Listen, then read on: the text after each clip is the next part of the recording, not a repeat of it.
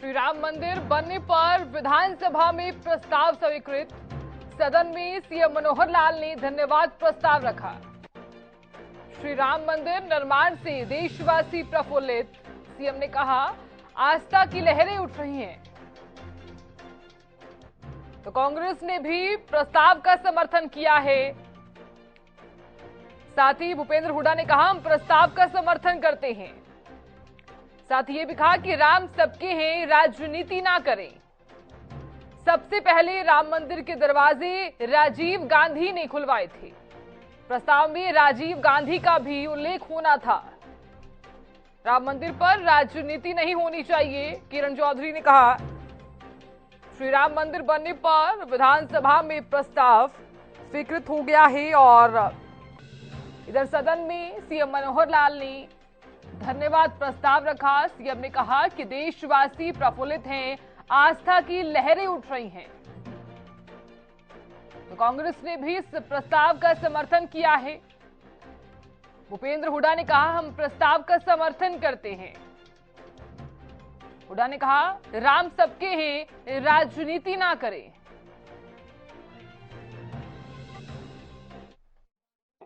अयोध्या में गत 22 जनवरी 2024 को श्री रामलला की प्राण प्रतिष्ठा के बारे में आज इस गरिमामय सदन में धन्यवाद प्रस्ताव प्रस्तुत करना मेरे लिए परम सौभाग्य का विषय है। श्री राम मंदिर की पुनः स्थापना से आज हर भारतवासी प्रफुल्लित और गौरवान्वित महसूस कर रहा है। हरियाणा के लोगों के साथ साथ यह गरिमामय सदन उन सब महानुभावों के प्रति आभार व्यक्त करता है जिन्होंने मनसा वाचा कर्मणा इस अद्भुत उपलब्धि में योगदान दिया है। भगवान श्री राम हमारे आराध्य हैं और इस विशाल राष्ट्र की ऊर्जा के स्रोत हैं। वे हमारे लिए प्रेरणा भी हैं और मार्गदर्शक भी। यह सदन महसूस करता है कि उनकी चर्चा करने भर से हमें श्री राम द्वारा स्थापित जन सेवा के उन उच्च आदर्शों का स्मरण हो जाता है जो आज हमारे लोकतंत्र को महान शक्ति प्रदान करते हैं। राम राज्य भारतीय सांस्कृतिक और आध्यात्मिक चिंतन की एक महत्वपूर्ण अवधारणा है जो आदर्श शासन की कल्पना करती है।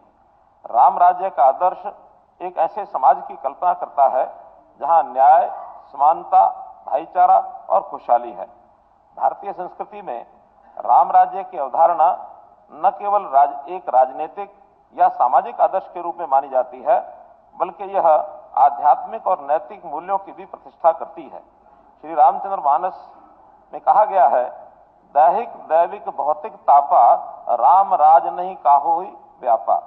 सब नर करही परस्पर प्रीति, चलहि स्वधर्म निर्त श्रुति नीति। अर्थात राम राज्य में किसी को दैहिक दैविक और भौतिक तकलीफ नहीं थी। सब मनुष्य परस्पर प्रेम करते थे और वेदों में बताई हुई नीति अर्थात मर्यादा में तत्पर रहकर अपने अपने धर्म का पालन करते थे। राम राज्य की विशेषताएं हमें आज भी वैसा ही भारत बनाने की प्रेरणा देती है। ये सदन माननीय प्रधानमंत्री श्री नरेंद्र मोदी जी का विशेष रूप से आभार व्यक्त करता है जिन्होंने ऐसा ही भारत बनाने का संकल्प लिया है और उसी की सिद्धि के लिए भगीरथ प्रयास के रूप में अयोध्या में श्री राम मंदिर की स्थापना की है। श्री राम इस सांस्कृतिक राष्ट्र की चेतना है। श्री राम हमारी विरासत है। श्री राम एक सभ्यता है। श्री राम एक संस्कृति है। इसलिए अब जब वे 550 वर्षों के बाद अयोध्या में विराजमान हुए हैं तो कश्मीर से कन्याकुमारी तक ही नहीं, पूरी दुनिया में फैले उनके भक्तों के इस अथाह मानव समुद्र में आस्था की प्रबल लहरें उठ रही हैं और हमारा परम सौभाग्य है कि हम ऐसे सुखद समय का आनंद ले रहे हैं। हमें यह सुख व आनंद हमारे लाखों पूर्वजों के तप और बलिदान से प्राप्त हुआ है।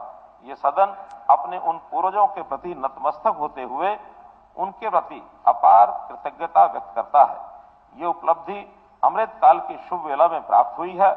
ये अगले 25 वर्षों में एक सशक्त, समावेशी और समृद्ध भारत बनाने के महत्वाकांक्षी विजन को प्राप्त करने का शुभ संकेत है। मैं इस गरिमामय सदन के समक्ष हरियाणा वासियों की भावनाओं से ओतप्रोत यह धन्यवाद व बधाई प्रस्ताव प्रस्तुत